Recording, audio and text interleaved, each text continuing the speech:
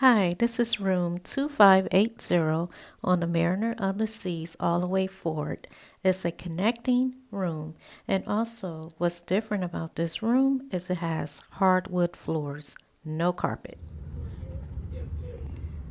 So you walk in and there is your nice king size bed, which will convert into two twin size beds.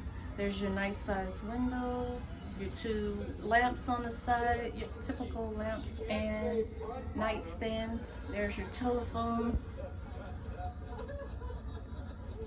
To the left, you're gonna have your chair, not a sofa. So you have all this space to put suitcases or whatever.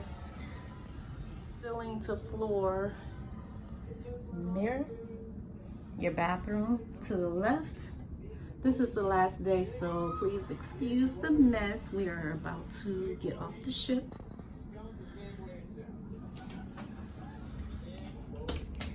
And also they have a cooler, which I don't call a refrigerator. It doesn't get that cold. TV, have your safe.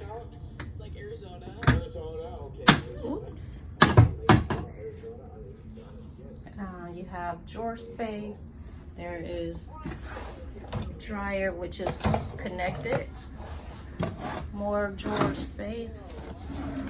I